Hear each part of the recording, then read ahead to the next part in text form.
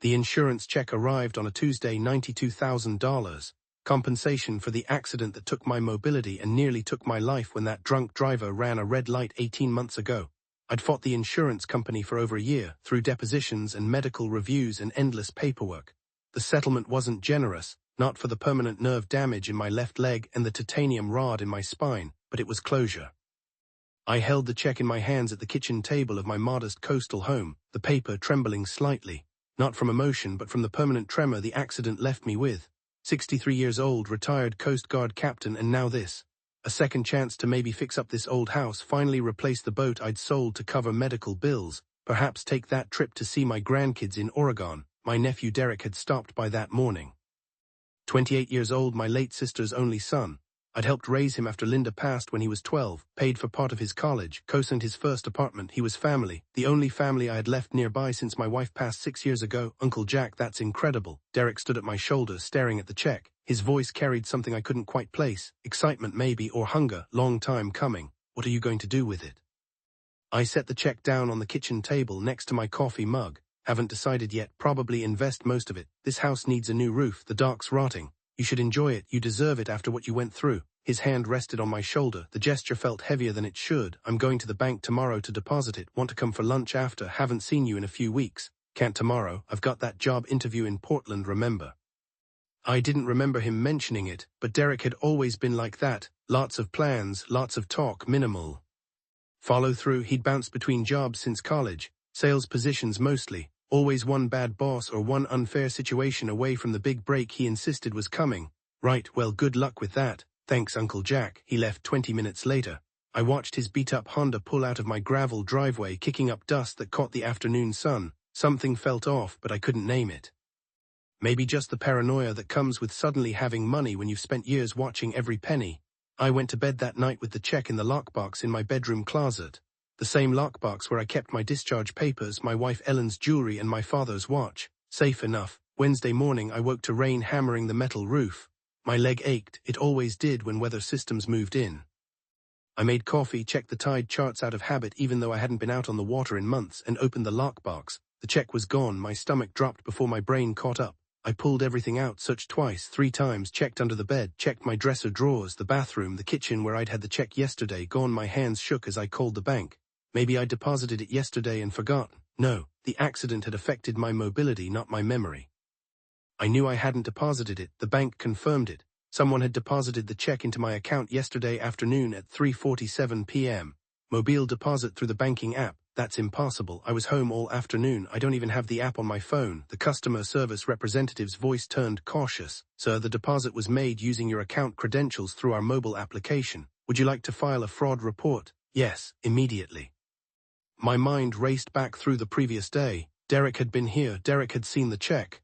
Derek had stood right next to where I'd set it down. No, he wouldn't, but even as I thought it, I knew the way he'd looked at the check, the hand on my shoulder, the sudden excuse about Portland when I'd mentioned depositing it. I called him straight to voicemail, called again. Voicemail sent a text. Derek, call me immediately. The insurance check is missing. No response. I opened my laptop and logged into my bank account, my hands clumsy on the keyboard. The deposit was there, $92,000, but there was also a withdrawal from yesterday evening, a wire transfer. $91,500, sent to an account I didn't recognize. The blood drained from my face. I called the bank back, demanded they reverse the transfer. The fraud department explained what I already knew would be true. Wire transfers are nearly impossible to reverse. They'd opened an investigation, but it could take weeks or months. I called Derek 17 times over the next 3 hours. Nothing. By evening, I'd filed a police report. The officer who came to my house was young, sympathetic, but realistic. If it's family, sir, these cases get complicated. He could claim you gave him permission. It becomes a civil matter pretty quickly.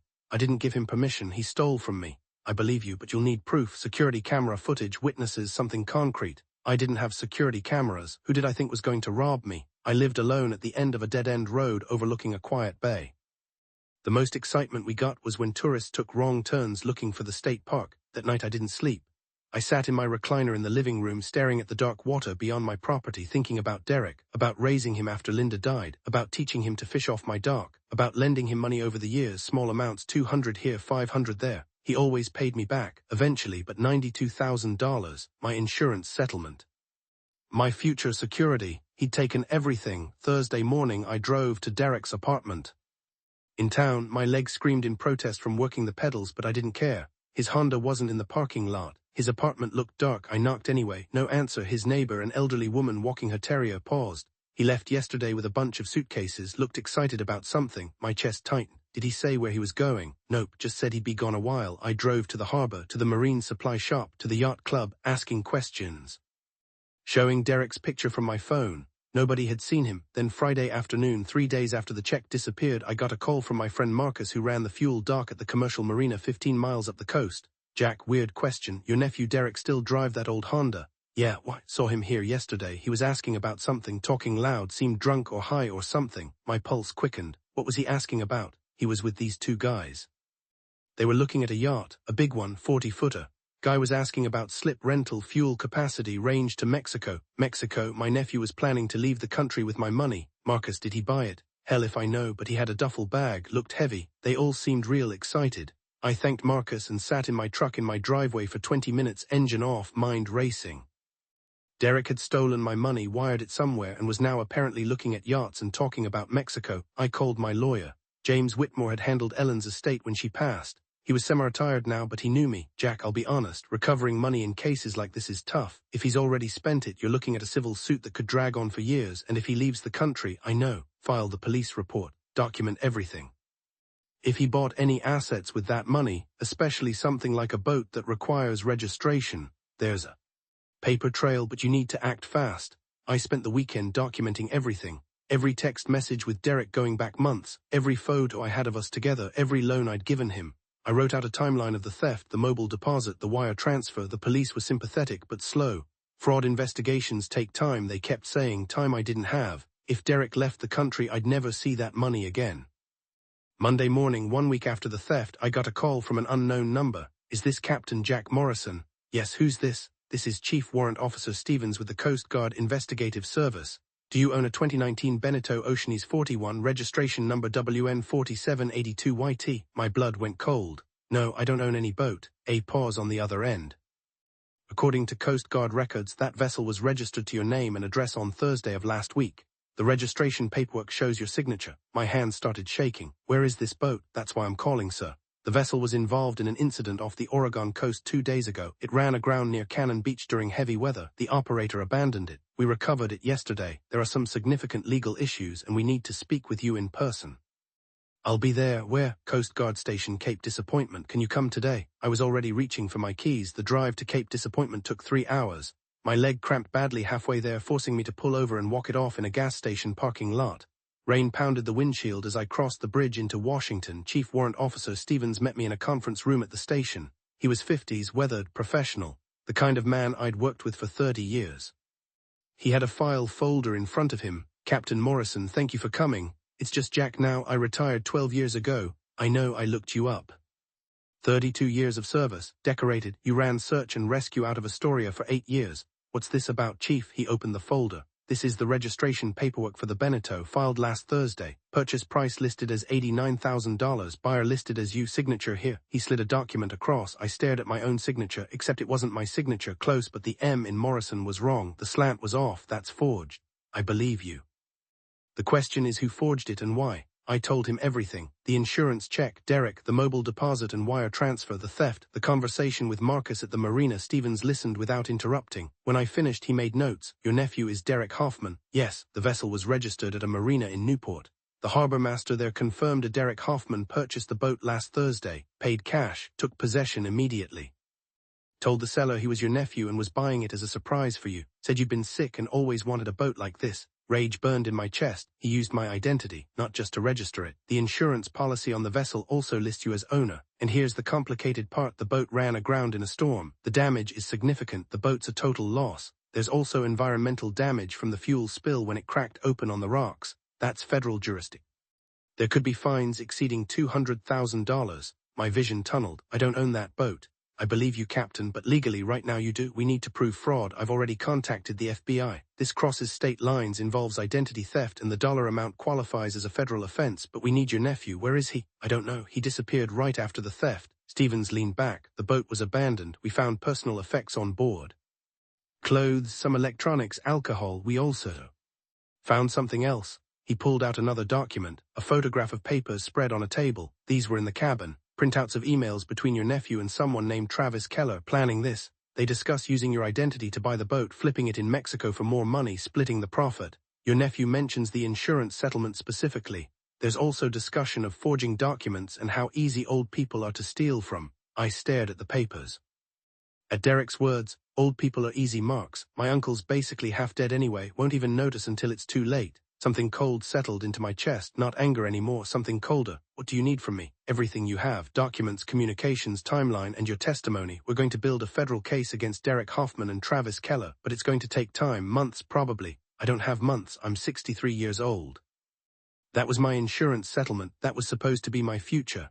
Stevens looked at me with something like pity. I understand, but you're also former Coast Guard, you know how this works. We build the case right, we get him, we rush it, he walks. I drove home that night as the sun set over the Pacific. My leg throbbed, my back ached, but something had shifted. Derek thought I was easy, thought I was old and slow and wouldn't fight back. He was wrong. Over the next 3 weeks, I worked with Stevens and an FBI agent named Rodriguez. We built the case methodically. Bank records, registration documents, witness statements from the marina, the emails found on the boat, everything. Derek's face appeared on local news as a wanted fugitive. Identity theft, wire fraud, maritime fraud, forgery. The charges kept mounting. Travis Keller was arrested first. Pulled over for speeding in California with fake IDs and $18,000 cash in his trunk. He talked immediately, gave up Derek's location, a rental house. Outside Tijuana, Mexican authorities arrested Derek on a Wednesday morning. I watched the news footage of him being walked out in handcuffs, his face pale, eyes down. He looked smaller than I remembered, scared. Good. The extradition took 6 weeks. By then it was late September, 3 months after the theft. The federal prosecutor was a sharp woman named Catherine Way. She reviewed the case with me in her office in Portland. This is solid, Mr. Morrison. We have documents, witnesses, the emails, his accomplice's testimony. He's going to take a plea. What kind of sentence? Federal guidelines for this level of fraud, probably 3 to 5 years. Restitution will be ordered, though collecting it is another matter. I don't care about the money anymore. That was a lie, but it felt like the right thing to say. Why looked at me over her reading glasses. This is your nephew, your sister's son, you helped raise him. Are you sure you want to do this?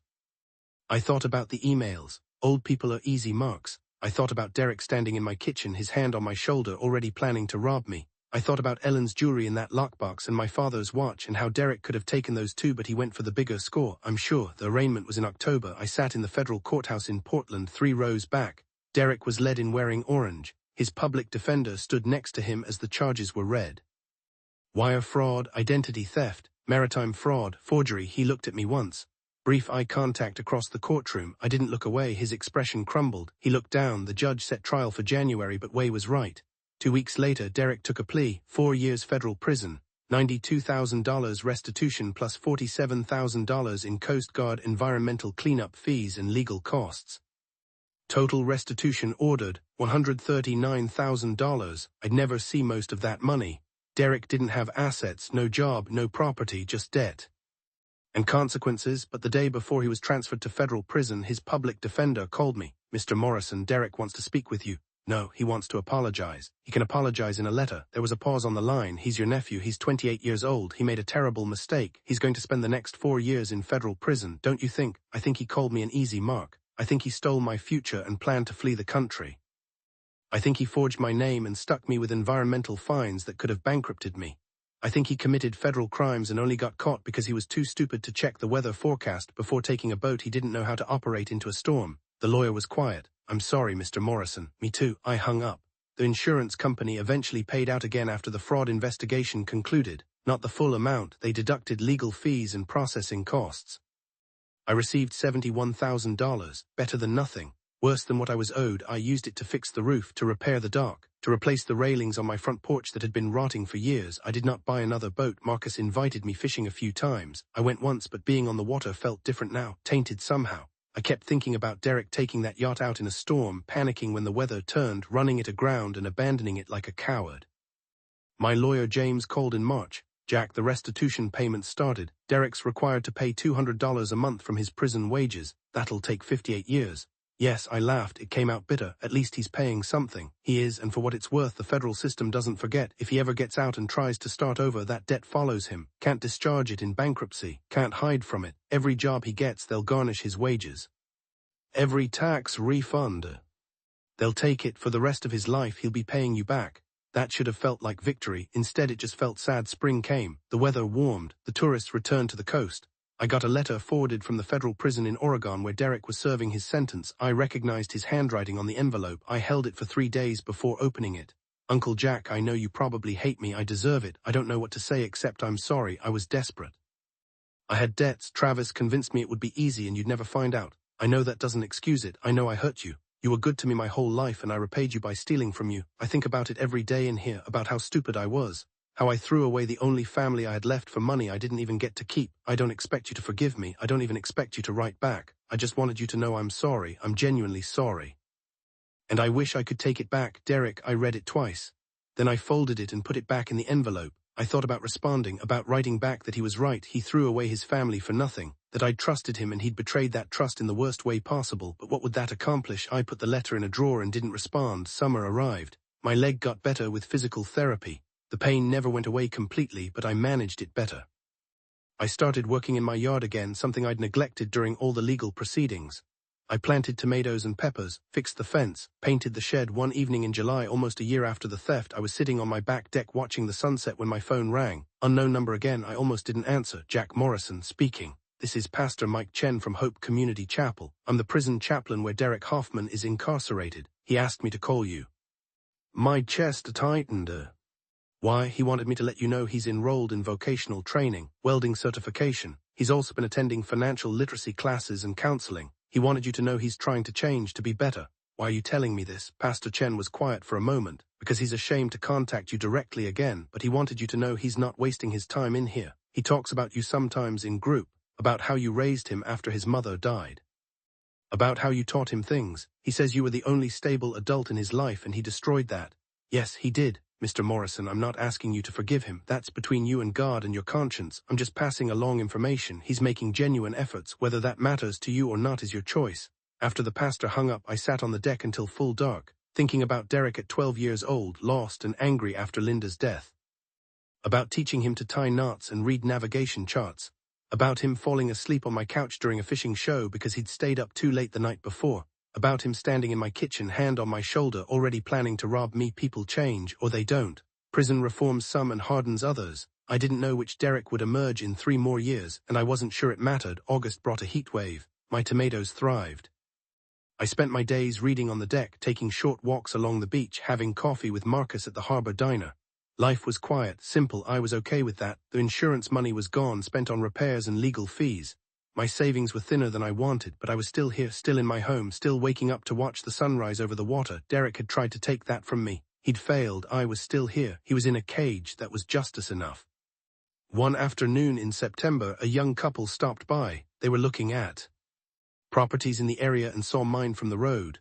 Would I ever consider selling? I told them no. This was my home. I'd fought for it. Literally, they left a card anyway, just in case I changed my mind. I threw it away on the anniversary of the theft. I did something I hadn't done in over a year. I went down to my dock, the newly repaired dock, and sat on the edge with my feet dangling over the water. The tide was coming in. Seabirds called overhead. I thought about Derek.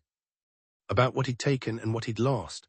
About how $92,000 had seemed like everything to him and nothing was worth more, but he'd lost more than that. He'd lost 4 years of his life. He'd lost his freedom. He'd lost his family. He'd lost the one person who'd always believed in him. You can't put a price on that. The water lapped against the pilings. The sun sank toward the horizon, painting everything gold and orange. My leg ached, but it was a familiar ache, manageable.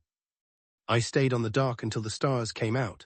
Then I walked back up to my house, my repaired, weathered, still standing house, and locked the door behind me. I slept well that night. Derek was in prison and would be for years. Travis Keller was serving 18 months in California. The yacht was destroyed. My money was mostly gone, but I was still here, still free, still living in the home I'd built with Ellen, overlooking the water I'd spent my career protecting. Derek had tried to steal my future.